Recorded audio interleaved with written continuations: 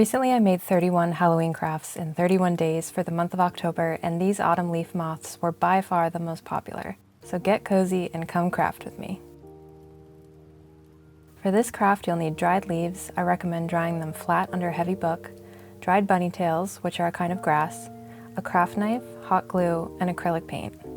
First dissect your leaf into wing shapes.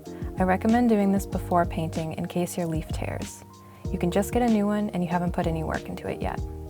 Try experimenting with different types of leaves and wing shapes. Next, paint some designs on it. I find that a minimal design looks best, as you want to take advantage of the natural beauty of the leaves. Choose neutral paint colors that match the color palette of the leaves, or go crazy with something colorful. Next, prepare your moth body by cutting down the stem of a bunny tail to an antenna size and gluing on another piece for the second antenna.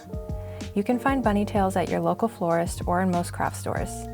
Glue on the wings and be careful not to burn yourself or damage the leaves. If you want a fluffier look to your moth, glue a section of bunny tail at the head so it overlaps the wings a bit. Optionally, glue on some curls of paper-wrapped wire for legs so your moths can perch with ease. This craft has infinite possibilities. Get inspired by the fallen leaves you find outside.